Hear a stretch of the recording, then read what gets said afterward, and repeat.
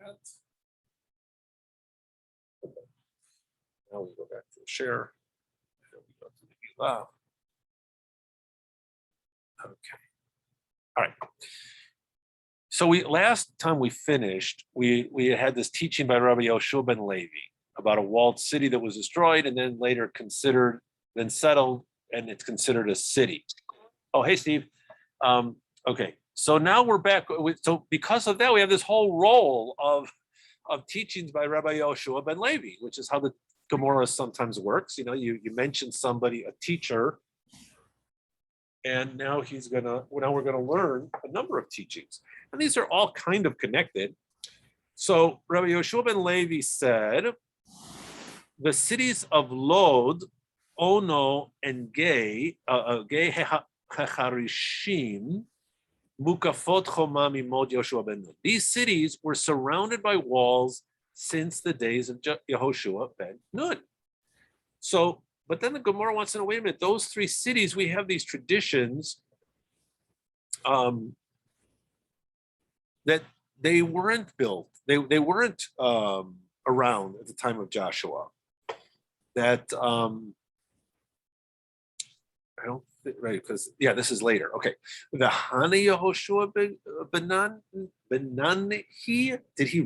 did Joshua really build these cities? The Haya El Pa'al Benanihi. It was El Pa'al who built them. It was at a later time, because we have this section in Chronicles that says that Uvnei El Pa'al Aver Am Vishamar Hu Bana et Ono ve'et Lod Uvnoteha. Lud, actually, it's called here in Chronicles. But in any case, we've got this verse that the sons of El Pa'al are the ones who built Ono and Lod and the surrounding areas. So it sounds like it came much later than Joshua. So the Gemara counters, but according to that reasoning, then you could also say that Asa, the king of Judah, built them, as it was written, and Asa, built fortified cities in Judah. Now you notice that it just says fortified cities, Arei B'Tzurot, Asher Lehuda. It doesn't say the exact cities, but it says fortified cities. So if Asa, a king earlier than Al Pa'al, built these fortified towns, so then maybe it wasn't El Pa'al, maybe it was Asa, because they all seem to have built the towns. Well, here's the solution. Amar Rabbi Elazar, Hane Mukafot Choma Mimot Yoshua ben Nun Havu. They were surrounded by a wall in the days of Joshua ben Nun. And then, as we saw, it so happens, Charuv b'mei Pilegesh b'Giv'ah. They were destroyed later on, days of the concubine in Gibeah. That was in the book of Judges, where the tribe of Benjamin ends up going into civil war against all the other tribes. And since these cities, I guess, are in the area of Benjamin, they were destroyed. And then El Pa'al came and rebuilt them. And then they fell again. Oh, I guess Asa is after El Pa'al. Okay. Then they fell again in the wars between Judah and Israel, and Asa came and restored them. So again, we have this notion that a reality that cities are built up, they're destroyed, they're rebuilt, and the people who rebuild them will get credit for as builders, even though the city had existed before their time. Not only that, but we also have, if we take the language carefully, as it is written with regard to Asa, see, it says here, Vayomer leYehuda, he said to Judah, Nivne et he'arim ha'ela, let's build up these cities. So the implication is, the inference is, the arim havu, they used to be cities, and he's rebuilding them. That is, when he says, let's build up these cities, let's build up these places that once were cities. So in fact, it's not so a stretch to say that these were cities that were walled once before, and then people came in, and in this case, Asa came and rebuilt it. Okay. It's still my Oh, did I do the? Oh, okay. Thank you. Let me go back and redo the. Okay. Oh, hi, Ezekiel. Okay. Hi, Mike. Let me get the right. Hi. Okay. So wait, it should be. This should be correct. Do I have it right now? Yep. Great. Okay. So here we go. We're on still on 4a, and here's another teaching by Rabbi Yoshua ben Levi. But it is also in the context of Megillah. Nashim chayavot b'mikra Megillah. Women are also obligated in the reading of the Megillah. That is, they're supposed to hear it too, because they were part of the miracle.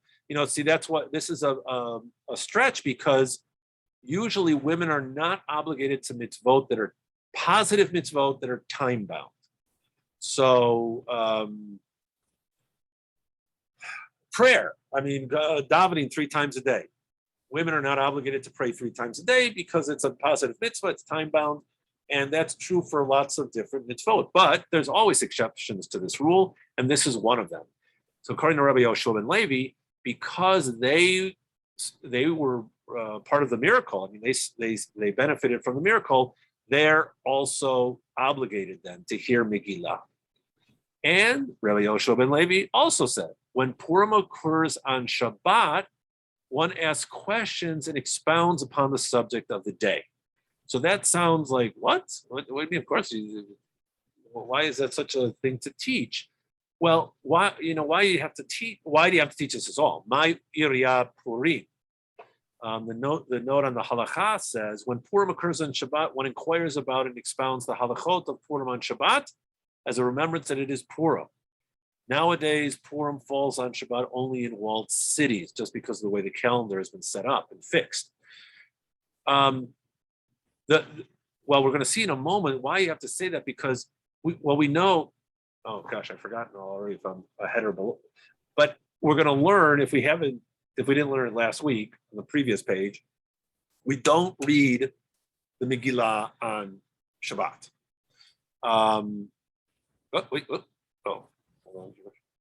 We don't read Megillah on Shabbat. So what he's suggesting, what Rabbi Yoshua ben Levi is suggesting, is that if you can't read the Megillah, which is the point of the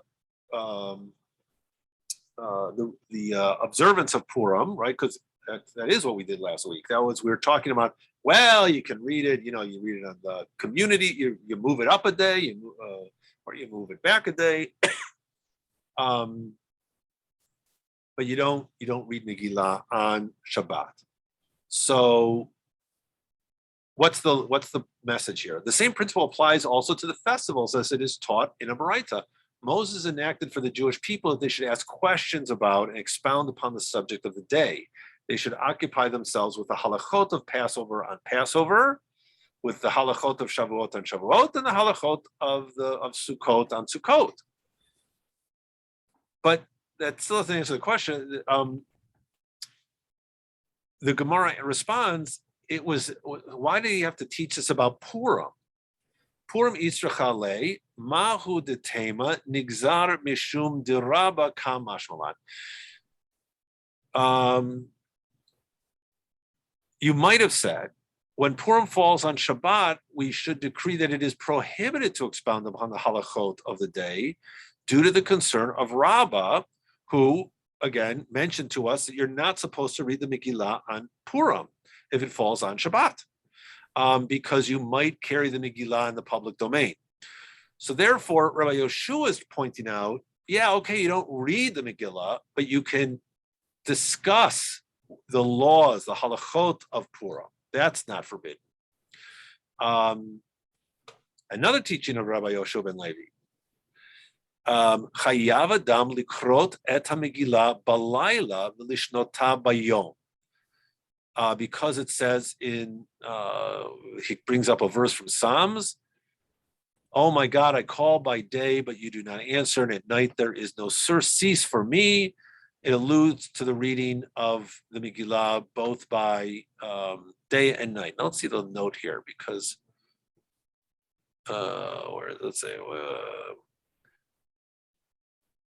read Megillah and repeat it during the day.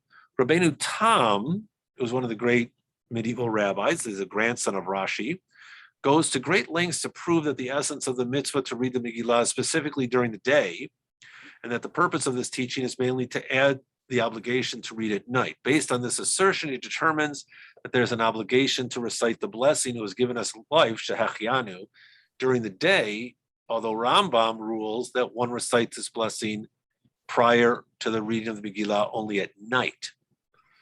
What's the halacha? They say a rabbi went to great lengths to prove. I can't imagine how many pages it took.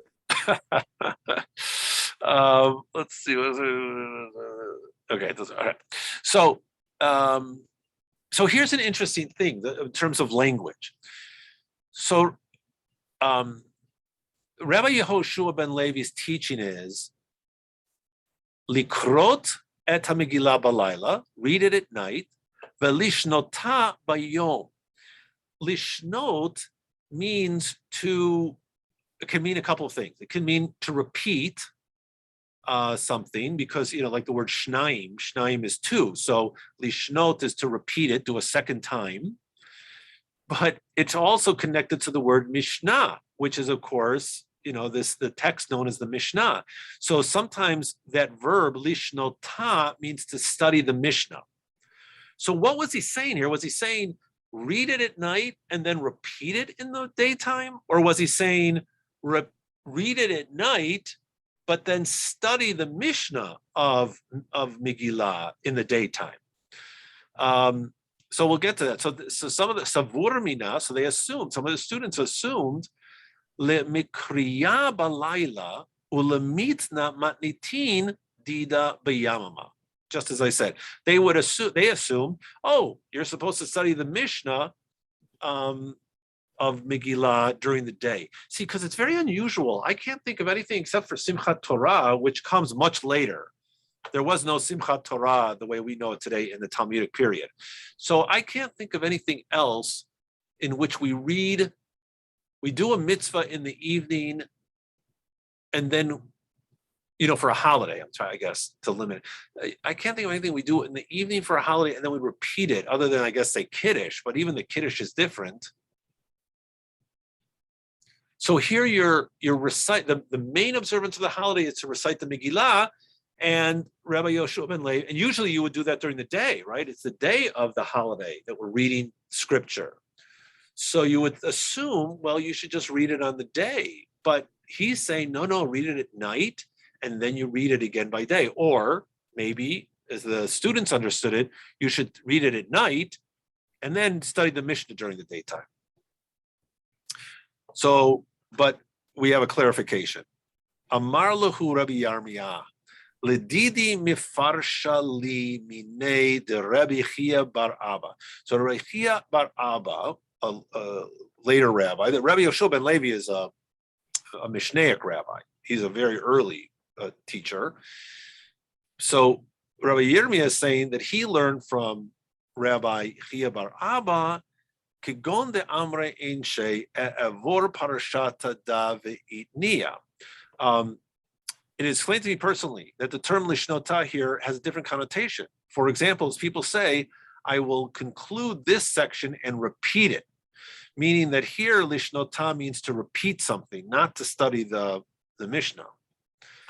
Itamar Nami, and it's also said, Amar Rabbi Chelbo, Amar Ula, B'yira'a, so, or Bira'a, I guess that was a name.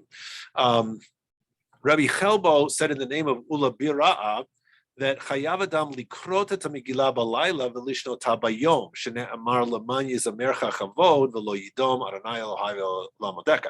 So he has a different verse than the one up above. His verse is a little more positive. I will, so that my glory may sing to you and not be silent, O Lord, I will give thanks to you forever. So the repetition, he's going to sing, and then he's going to give thanks again. And so that's an allusion to reciting the Megillah, which is a way of praising God because of the miracle. I'm going to do it twice. And in this case, the understanding is nighttime and daytime. So in the end, lishnota means to repeat the reading in the daytime. And the question, as you could see in those halachic notes, is whether you say Shehechianu in the morning and the evening, or just in one of those times. And I think we say it both. Now I have to think. All right, I'll have to, well, let's see if it's in here. Irritated, I didn't look this up before.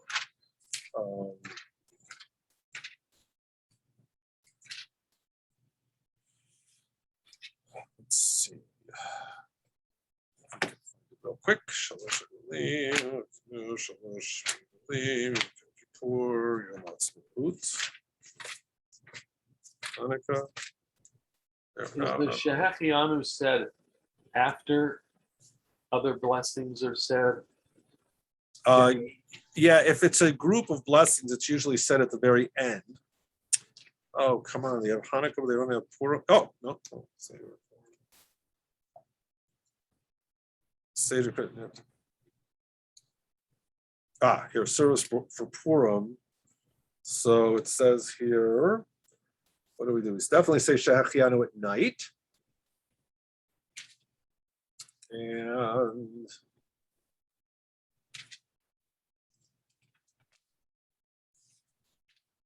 it doesn't tell us what to say. Let's see what it says.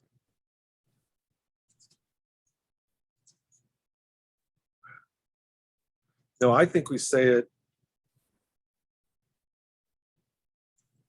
No, I think our custom now is to say Shehechianu before the reading in the morning and the evening.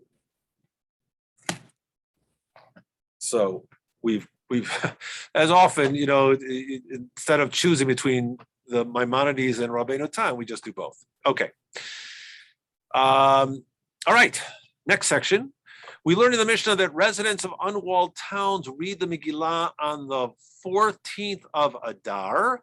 However, residents of villages advance the reading to the day of assembly. That's a Monday or a Thursday before Purim. So Rabbi Chanina said, Amar Rabbi Chanina, Hachamim hekilu al hakfarim lehiyot makdimim liyom haknisa kadei sheisapku mayim umazon la'achechem shebakrachim. So the question now is, why are we moving this up? Why are you moving it up so far? And why are you moving it up to days of assembly? Right? I mean, you could have said, well, we learned that we moved up to the assembly because we don't want to. Well, I think that's what we're. You could have moved it up at different days. So why move it up? Why move it up, and why move it up to Monday and Thursday? And so the Rabbi Hanina's answer is because the people are coming. Who is the benefit to read it on Monday and Thursday? It's the people in the outlying villages, and who are coming normally on Monday and Thursday. It's almost like the farmers market. They're bringing produce into the urban areas. So according to this understanding of Rabbi Chanina, you read it on Monday or Thursday before Purim so that the people in the outlying areas can hear it. There'll be a big group. They'll be there anyway, and you'll read it publicly. And then the people who live in the cities can get their produce, their foods, to celebrate on the day of Purim itself. Because we learned that there's a difference between there's reading the Megillah and then there's celebrating Purim. Those are two separate things. So then the Gemara asks, is that to say that the ordinance is for the benefit of the cities? Meaning that it's to benefit the people living in the big towns so that the food is coming in. Let's see the note here. The early authorities wrote that one could have disproven this statement in a different way by citing the case of cities that do not have 10 idlers. Which we learned about, the 10 batlanim. Even though these are large towns and do not supply food to the cities, nevertheless, they have a halachic status equivalent to the villages. Okay, right, because I think we learned that last week, that if they don't have these 10 guys who can just hang out at the synagogue and do communal work, then they're not really considered a city. They don't have the status of a city. All right. Let's just keep going on here. If that's so, didn't we learn in the Mishnah that if the 14th occurred on a Monday, the residents of villages and large towns read it on that very day? So if that's so, then the ordinance allowing the villagers to sometimes advance their reading of the Megillah, if it's for the benefit of the cities, meaning those people are already in town, right? I mean, if Purim falls on Monday, there's no pre-prep for the big cities to get food brought in earlier to celebrate. The food's coming in the very day that they're reading the Megillah. So how is that beneficial? And the Gemara responds, so they're suggesting, if that's so, if it's for the benefit of the city dwellers, maybe the villagers should come in the day before Purim and read it on Sunday. The Gemara responds, that would mean the Megillah reading for them would take place on the 10th of Adar, right? So, right, because if Purim, you could move it up to the 11th, but you can't move it up to the 10th if you read it on the day before. And they didn't establish that the 10th of Adar was fit to read the Megillah. Oh, I see. No, yeah, I made a little mistake there. Didn't we read that the Mishnah, that if the 14th, well, here it says if the 14th occurred on Monday, but what they're really saying is in a case where, what was the 11th? If Purim falls on Sunday, then, actually, I don't really understand this comment now that I think about it. Why would it be the 11th? You wouldn't read it on the 11th. If Purim, if the 14th of, oh, I see what they're saying. If the 14th of, right, if the 14th of Adar fell on Monday and you wanted to push it ahead to Thursday so that the villagers should hear it on the previous market day, you'd have to move it all the way up to Thursday, and that would be too early. That would be the 10th. That's how it works. Okay. So you can't do it. You got to keep it on the 14th if it falls on a Monday. So it can't be that that's the reason. All right, Tashma, coming here.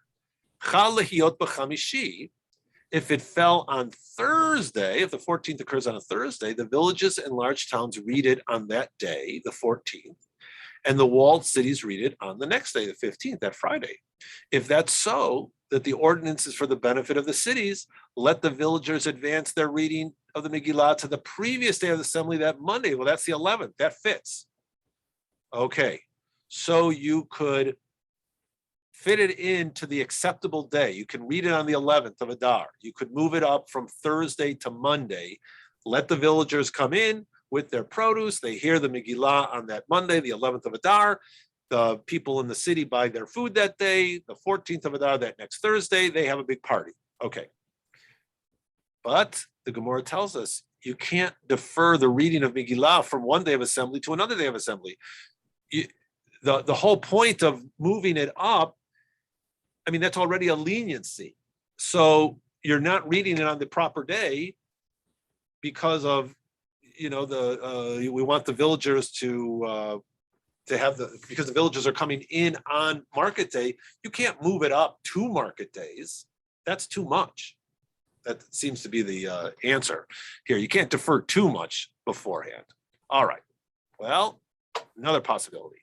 Tashma, coming here.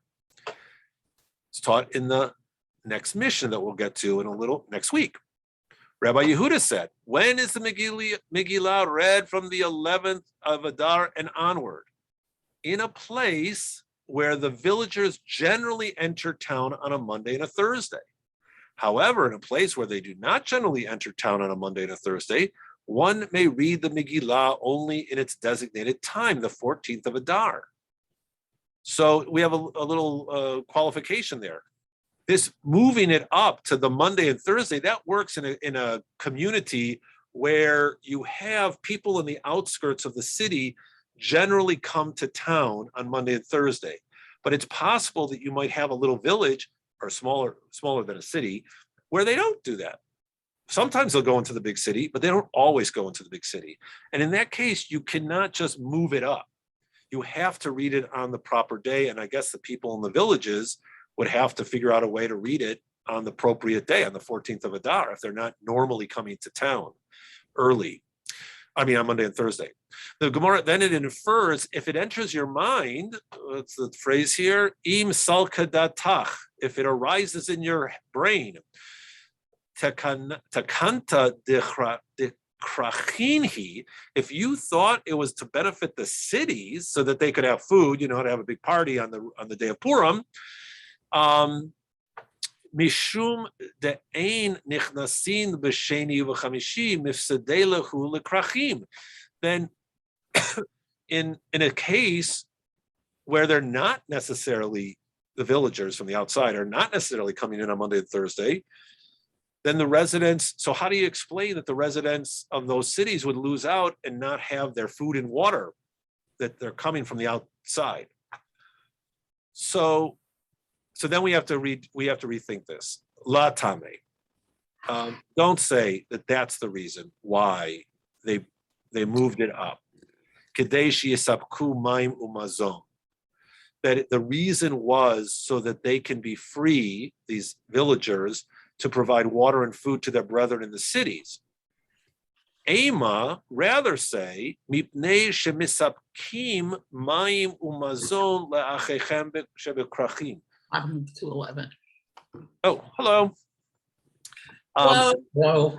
Rather say that the sages were lenient with them because the villages supply water and food to the brethren in the cities. This ordinance was established for the benefit of the villagers, so that, the difference here is supplying. Previously it was, there was a difference in language, I thought. Okay, well, in any case, this ordinance was established for the benefit of the villagers so that they would not have to make an extra trip to the cities to hear the reading of the Megillah. However, in a place where the villages do not go to the cities, advancing their reading of the Megillah to the day of assembly will not benefit them, and therefore they too must read it on the 14th. But there was difference in, they emphasize something different. That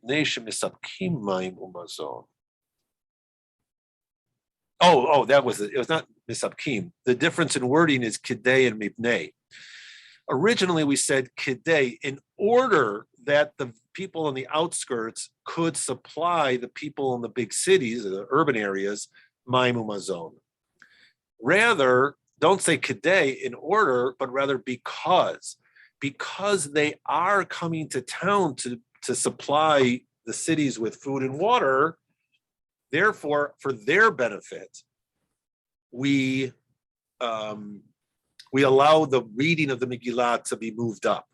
So it's really for the people who are coming to town that we're benefiting, not for the people in the cities. And that's why we move it up. The question that arises to me is, if the villagers could read it themselves, in this case on the 14th, if they're not usually coming to town, why do you have to move it up at all? Why doesn't just everybody celebrate on the 14th? They're still coming to town in areas where Monday and Thursday are market days. They're coming to town to bring in their wares. Why do they need to hear it in the big cities? Why can't they just go home, and when it falls on the 14th, they'll read it on the 14th, find somebody to read the Megillah on the 14th. I don't know. I don't have an answer. Unless the idea is that you want a lot of people. You want everybody to get, the more people who are there together to hear the reading, the better it is. That's the only thing I can think Wouldn't of. it be like with other things where there isn't as much material in print? So the idea that they would have a copy might not, like before prayer, but this is obviously before prayer books or anything else. Right. So there would be 2 recitations to make up for the people. One where people say the best that they can, and then another one where we say it properly, to sort of bake up that the notion that not every little town or even, there's only going to probably be one copy, they might be hard to come by, so to speak. Right. The notion that they could just come across one and read it. Right. Well, that's what I was thinking. That was my thought originally. But if we're now hearing that the people in these villages, if they're not used to coming to town on a Monday and a Thursday, that they don't usually come to town for those market days, well, they have to read it on the 14th, which means obviously they've got to have some access to the Megillah, right? So I don't understand why is it so valuable to move it up so that these people who are usually coming to town, in cases where people from outside are usually coming to the bigger cities to hear it, is it because they're going to hear a better reading? There's more likely that there's a better reader, scholar, or is it maybe just to have the whole community come together? There's a sense of togetherness. If there were just a few people and you hear just one or two groggards, oh, that'd be sad. Yeah. Right. That's it. But maybe that's it. Maybe you're right. That the small, you don't need a minion to read Megillah, right? So yeah. So maybe if in that case it's like 4 or 5 people get together, and it's not as meaningful as if you're coming into the bigger city where it might be 100 people or more. Because these cities were pretty small too. I mean, they're really not. We're not talking about like Chicago. We're talking about little communities. Okay, so let's go to the next section.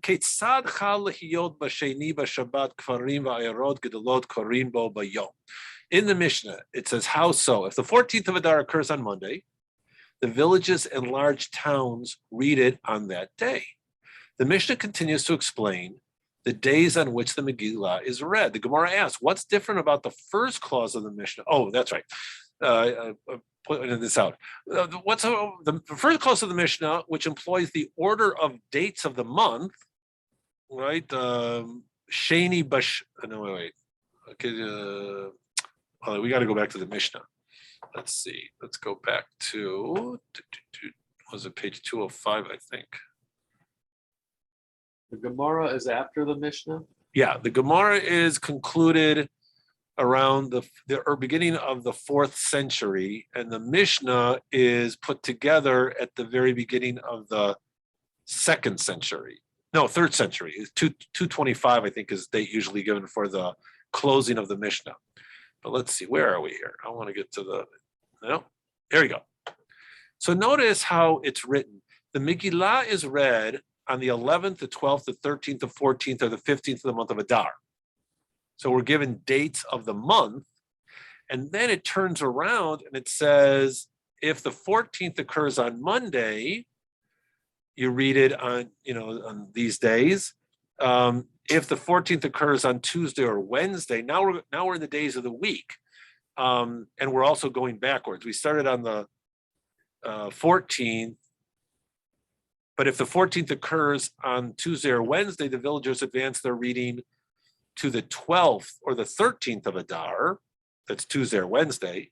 And then in the large towns, and then if the 14th occurs on Thursday, you end up reading it in the walled cities on the 15th. Well, the point is that you have all these different days. It's not, at the beginning, it was 11, 12, 13, 14, 15. And then when you start talking about the specific days of the week, we get all confused. You read on the 14th, you read on the 15th. Well, you could read it on the 12th or the 13th. Oh, you might read it on the 14th and push it back to the 15th. But in some cases, you might read it on the 11th. Okay. So the idea is it gets a little, yeah, Steve? Well, you gotta unmute. We never read the Megillah on Shabbat. Right. And we don't celebrate Purim on Shabbat. Right. So, but you said earlier they do in the walled cities. It's okay if you're in the walled city. No. In the walled cities, if you would push it back to Sunday, in all other cases, you push it forward. Got it. So, anyway, so that's the confusion in the Mishnah. Why aren't they consistent? They start by talking about days of the month, And then they start talking about days of the week, and everything is helter-skelter in terms of what days you would read it. And so the Gemara explains, since the days of the week would be reversed if the latter clause was organized according to the dates of the month, as the Mishnah would first have to mention a case where the 14th occurs on a Sunday, then a case where it occurs on a Wednesday or a Shabbat, then a case where it occurs on Friday. The Mishnah employed the order of the days of the week to avoid confusion. So here the note is, the early authorities explained that for this reason, the count in the Mishnah started with Monday and not with Sunday. For if they had started with Sunday, the days of the month would have been reversed. You see, so what they were trying to do is find some level of consistency. So they started by telling us 11, 12, 13, 14, 15 are potential reading days. And then they went through the days of the week in order with Monday, Tuesday, Wednesday, Thursday, Friday, Sunday, Saturday, Sunday. Because otherwise it would have been more confusing. So that's why they tried to organize it that way. So that's just a question of the Mishnah, because, yeah. I wonder here, I mean, I did not try to plot this out, Okay. but I have a suspicion that they themselves were confused, and that's why the explanation is confusing.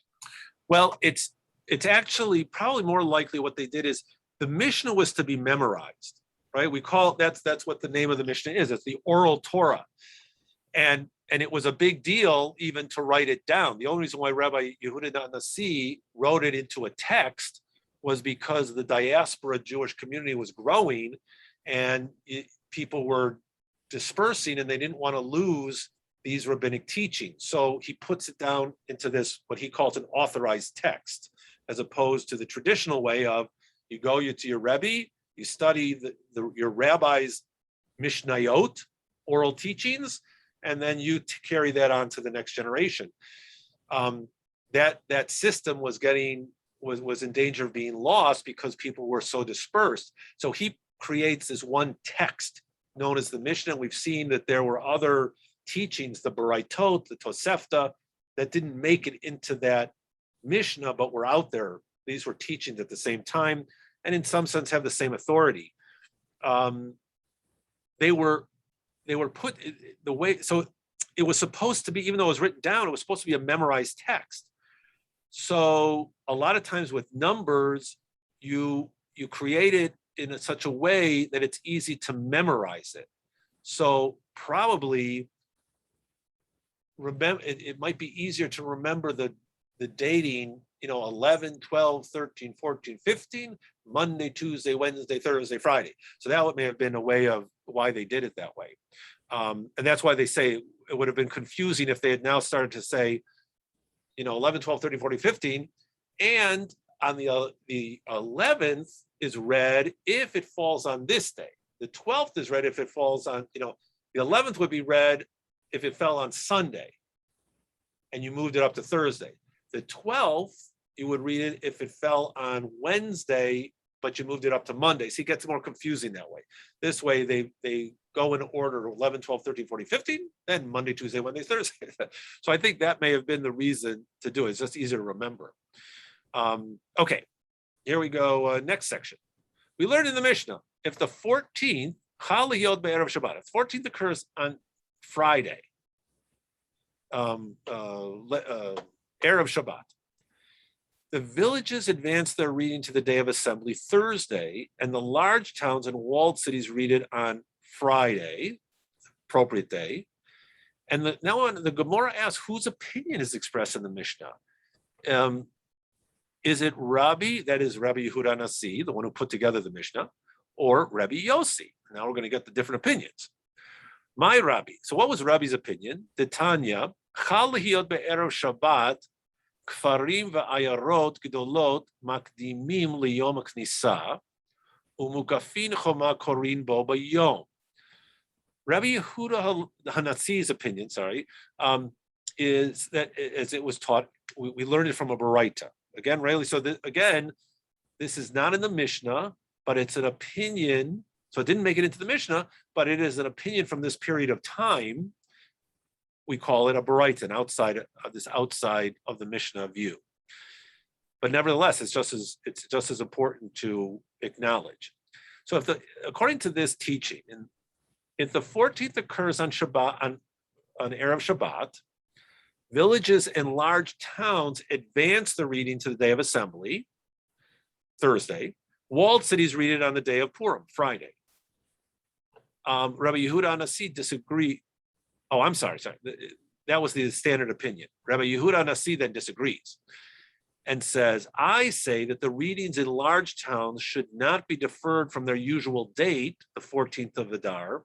Rather, both these, the large towns, and those, the walled cities, read the Megillah on the day of Purim. So that's right. That was up here. It said, if the 14th of Shabbat, the Mishnah says, if the 14th occurs on Erev Shabbat on Friday, villages advance the reading to Thursday. Large towns and walled cities read it on the 14th of Adar. Okay. But so this is that's Rabbi Yehuda Nasi seems to share that view. The Gemara asks, what's the reason for the first Tana? Yeah, Charles? I was wondering here, it refers to Shabbat Eve. Right. And from the context, that has to mean during the day on Friday, because they're going to read. Right. But the expression Erev Shabbat now at least suggests to me Friday evening. No, well, but it would still be, but Friday day is still considered Erev Shabbat. Okay. So it's still, yeah. So Even that's Thursday night. right. It At could the be beginning right. of that day. Right. Yeah. It would be Thursday night and Friday day. Yeah. So, okay. So what's the reason for the first Tana? What's the view that the first view was villages in large towns move it up to Thursday. Only walled cities would read it on Friday, which is the day before a walled city should read it. Everybody's moving it up one day. So that's it's written to keep these 2 days according to their writing and according to their time in every year, which indicates that Purim must be celebrated every year in similar fashion. There's a sense that you keep that structure, so just as in every other year, the large towns precede the walled cities by 1 day, so too here the large towns precede the walled cities by 1 day. Okay, you keep that thing, that order is maintained. Everybody moves up 1 day in a sense. Large towns and the villages move to the 13th, walled cities move to the 14th. Consequently, since the walled city doesn't read it on Shabbat, they are also moving it up. Okay. Ve'ema b'chol shana v'shana. Wait a minute. It says, say that the words in every year indicate that just as in every other year, the Megillah readings in the large town are not deferred from their usual date, and they read the Megillah on the 14th. So too here, the Megillah reading in the large town should not be deferred from their usual day, because they could read it on Friday, right? There's no reason not to read it on Friday. And they too should read it on the 14th. Well, the Gemara answers, okay, but this is a different case. Here, it's not possible for the large towns to fulfill all of the conditions at the same time. That is, if you're thinking large town and walled city, they read on different days. Or maybe we could say it's not only large town, but unwalled cities read it on 1 day, walled cities read it on the next day. You can't allow the unwalled large town to read it on the appropriate day of the 14th, because then you'd end up with a situation where the walled cities read on Shabbat, which you can't do. So you got to move everybody up. That's assuming you believe that you've got to keep those days straight. Walled city the day after an unwalled city. Okay. Yeah, right. Okay, so now we've got Rabbi Yehuda Nasi. He's got a different approach. What's his reason? The Gemara explains that it is also based upon the words in every year, but he has a different understanding of what it means to keep the pattern every year. Just as in every other year, the readings in the large towns are not deferred from their usual date, and they read on the 14th. So too here, the readings in the large towns are not deferred from the usual date. They should read it on the 14th. Okay, then the Gemara raises an objection. Wait a minute, say that in every year means that just like every other year, the large unwalled towns precede the walled cities and read it on the 14th. So too here, the large towns should precede the walled cities by one day. They read it on the 13th this time. But in this, Gemara gives the same exact answer.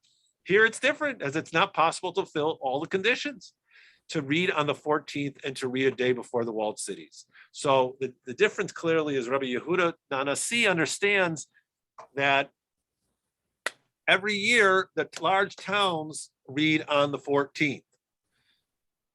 But yes, in most years, it's true, the walled city is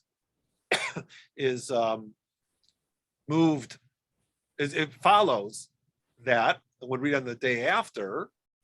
But in this case, it's not possible. You can't have them read on Shabbat. So they read on the same day. Walled cities and unwalled large towns read it on the same day. That's just the way it has to be.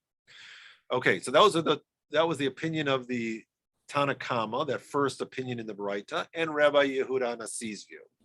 Now we get to Hanasi means the prince.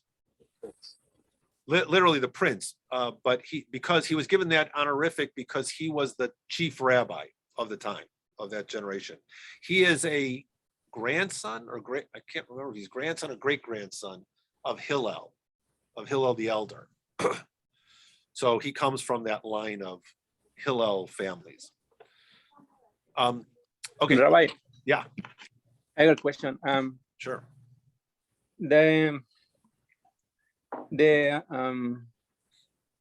We can celebrate Purim on Shabbat, right?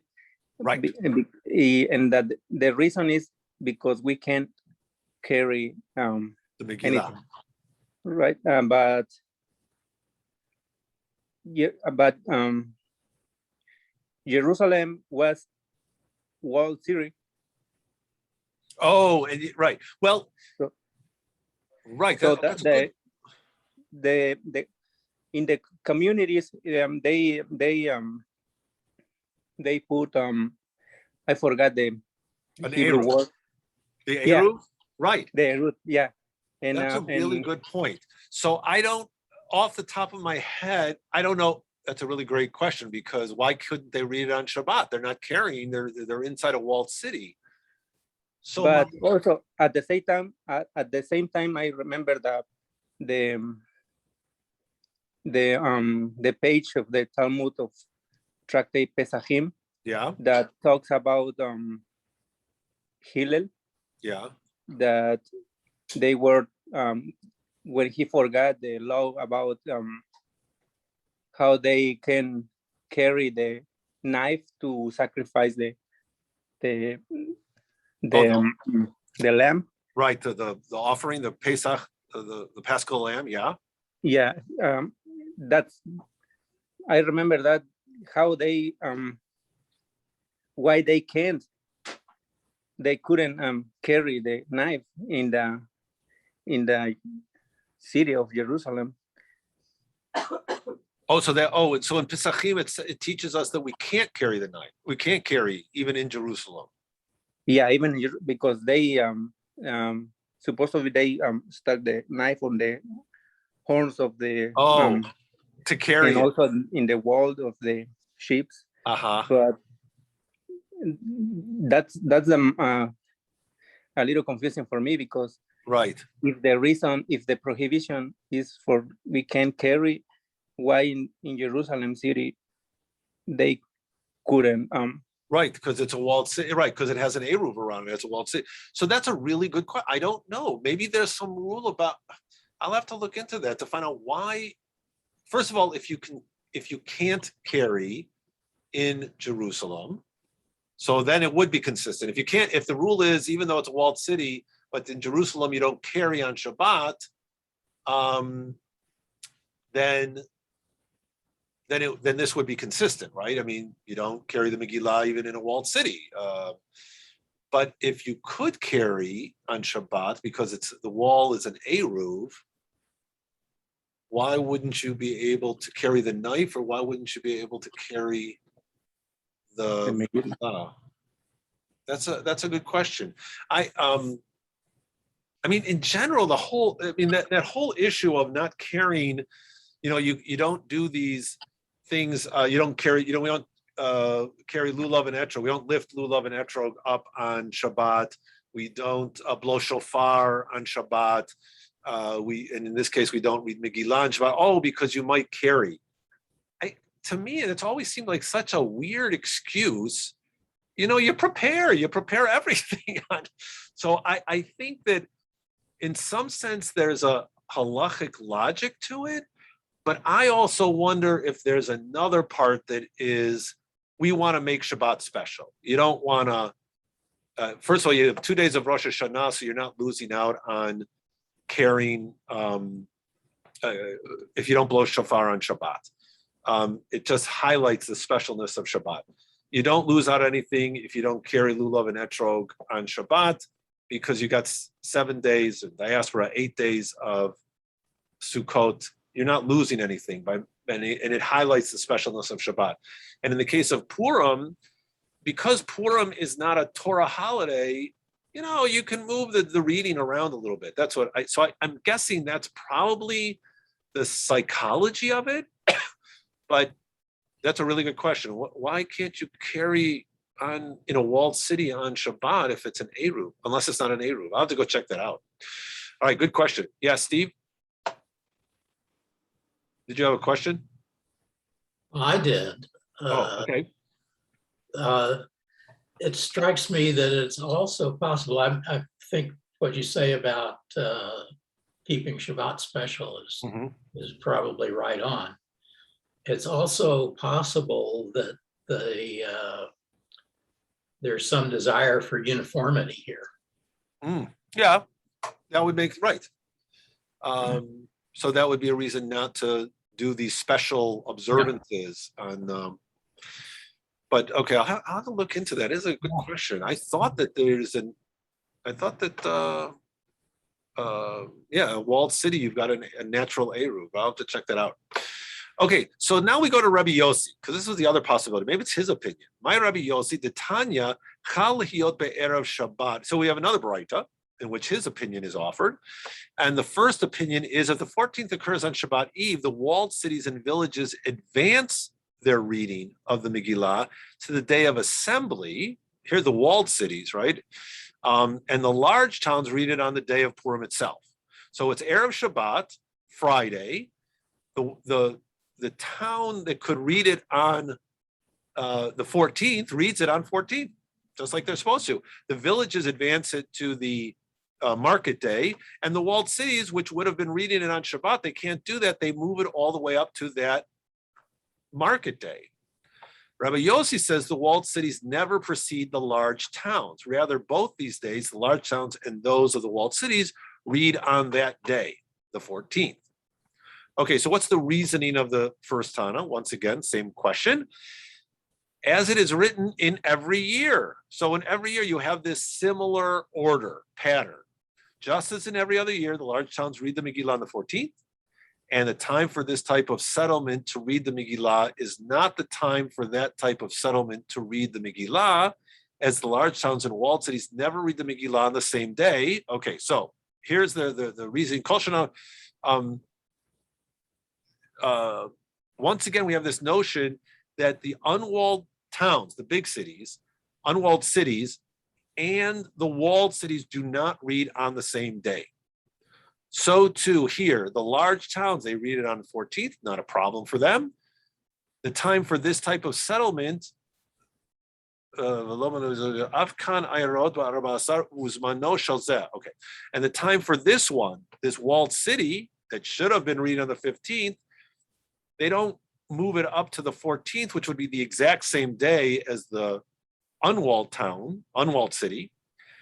They move it up to the reading of when the other day that we're moving up the reading. So it's like there's a fixed day for moving up, for advancing, according to this approach. You're playing with two different things, right? So on the one hand, you can't have unwalled city and the walled city read on the same day.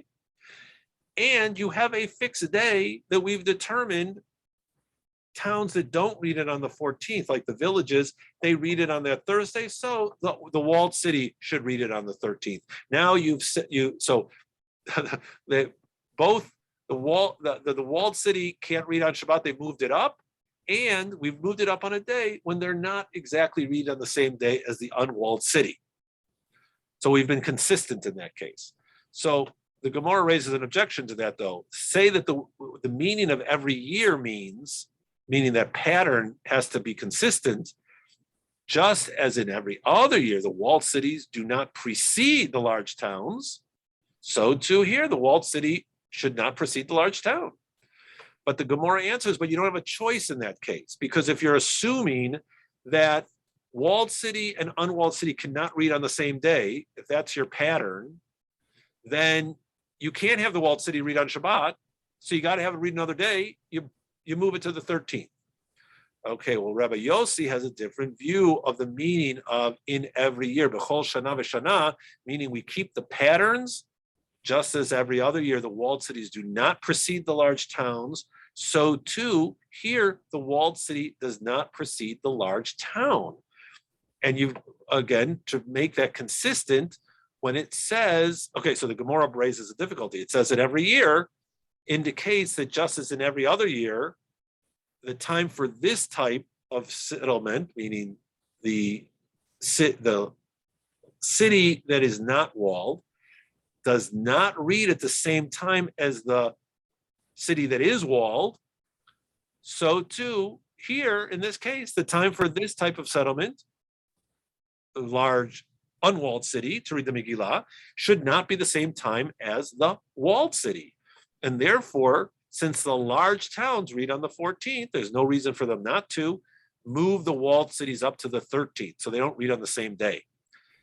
But again, here it's not possible, because according to Rabbi Yehuda, it's not possible because to fulfill all these conditions.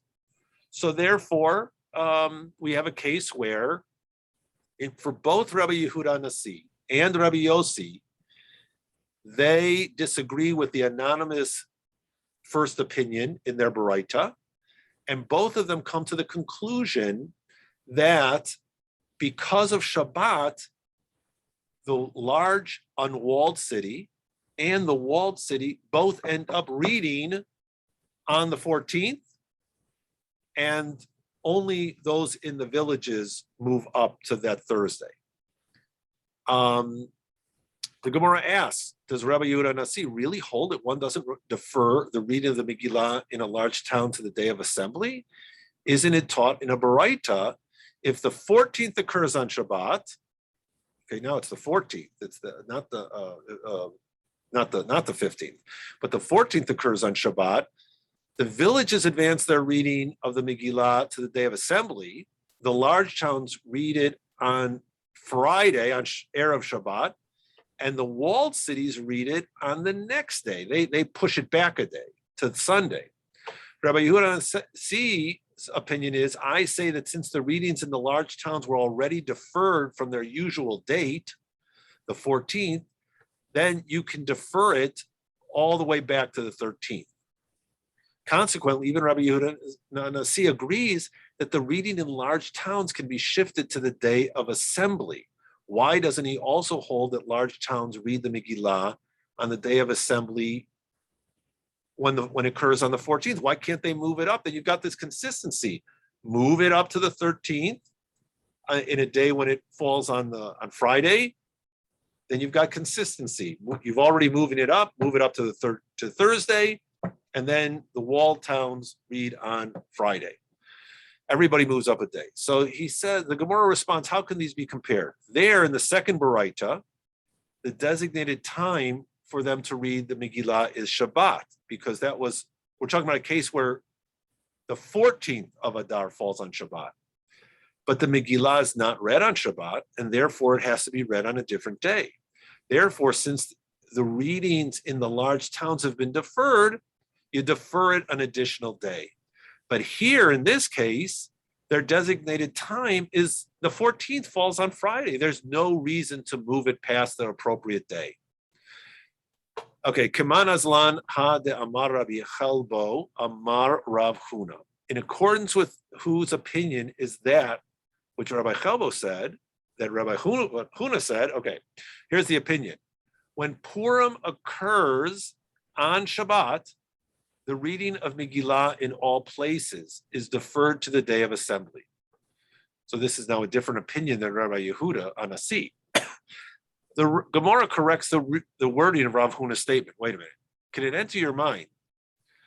Is it possible to say that the reading of the Megillah in all places is deferred to the day of assembly? Aren't there walled cities that perform this ceremony the next day, on Sunday? Rather, we rewrite Rav Huna's teaching. All readings that are deferred to the day of assembly. In accordance with whose opinion is this? It's in accordance with the opinion of Rabbi Yehuda Hanasi. In any case, it's apparent from the Mishnah and the Baraita that everyone agrees that one does not read the Megillah on Shabbat. And what's the reason for this? Oh, maybe now we're just learning for the first time. Everyone is obligated to participate in reading the Megillah on Purim and blowing the shofar on Rosh Hashanah. And not everyone is proficient. Wait, what? Rabbah said, everyone is obligated to participate in the reading of Megillah on Purim and blowing the shofar on Rosh Hashanah. And not everyone is proficient in reading the Megillah. Therefore, the sages issued a rabbinic decree that the Megillah is not read on Shabbat, lest one take the Megillah in his hand and go to an expert to learn how to read it, or to hear the expert read it. And due to this preoccupation, he will carry it 4 cubits in the public domain and thereby desecrate Shabbat. And yeah, Charles? Yeah, this is just wonderful. Yeah. This particular piece of reasoning here. Right, okay. And this is the same concern for the sanctity of Shabbat is the reason that the shofar is not blown on Rosh Hashanah at this time. And this same concern is the reason that the sages decreed that one may not take the lulav on Shabbat, because you're going to not know, somebody's not going to be clear about how to do it, and they're going to go to a person who knows how to do it, and they're going to break Shabbat. So that's the reason why. You don't want, to practice or prepare, learn how to do it on Shabbat. Okay. Rav Yosef Amar mipnei she'einehen shel aniim nisuot b'mikra Megillah. Okay. Oh, there's another reason the Megillah is not read on Shabbat. Because the eyes of the poor are raised to the reading of the Megillah. Now, what does this mean? He gives a couple of explanations here. Steinsaltz. Here, the poor await the day on the Megillah is read because on that day gifts are distributed to the poor. If the Megillah is read in Shabbat, it will not be possible to distribute gifts to the poor who will be deeply disappointed. That's one of the things you don't do on Shabbat. You don't do gifts because it's like it's similar to negotiating or selling and buying and selling, even though there's no money involved, but it seems like it's close to buying and selling, and so therefore you don't give gifts on Shabbat. And since the poor are looking forward to those gifts, this is a big day for them. It's not just the reading of Megillah, but it's getting those gifts of food that they'll be really bummed out if the Megillah is read on Shabbat and they don't get any gifts. They're expecting it. So therefore, we move it up. And the Gemara notes that this is also taught in the Baraita. Even though the sages said that the villages advance their reading of the Megillah to the day of assembly, they also collect the gifts of the poor on that day, and they distribute them to the poor on that day. So it's not just the reading, but it's also the giving of matnot levyonim. The Gemara is troubled by the wording of the Baraita. Does the Baraita read even though the sages said, right? So here because the text says, Afal pi she'amru she'kfarim makdimin. Even though. How come it says even though the sages said? On the contrary, it is because they said that the villages advanced their reading to the day of assembly, that the gifts must be collected and distributed for the poor on that day. rather the Baraita should read this way. And again, just pointing out, these are oral texts, right? And now they're being put down. And so you're going to say, wait a minute, the orality of that reading cannot be what you heard it as. It's got to be, we got to amend it. So here, rather the Baraita should read as follows. Since the sages said, right, I just want to see how they read it. Ella, ho'il, not afal pi, but in Hebrew, ho'il ve. Since the sages said that the villages advance the reading of the Megillah to the day of assembly, therefore they collect the gifts of the poor on that day, and they distribute them on that day, because the eyes of the poor are raised. They're expectant the day that the Megillah is read, and we don't want them to be disappointed. And I think we finished here. However, the rejoicing that takes place on Purim Day is practiced only in its designated time. So we've got a little bit of we've got a number of factors going on with Purim. We've got the Megillah, we've got Matnot Levyonim, and we've got the Simcha of celebrating Purim, the rejoicing. That Simcha takes place on the 14th, which I suppose could even occur on Shabbat. The question is, what does it mean, Simcha? Does it mean, drinking and relaxing and cheering and being happy? Is it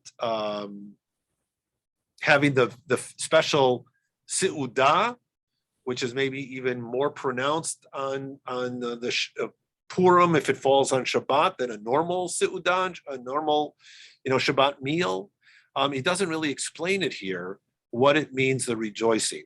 So I'll have to see. I'll check out our Art Scroll, see if they explain, and Rashi, if they explain a little bit what that means. But okay, there we go. So that is our. That's page 4. We'll get to page 5 next week.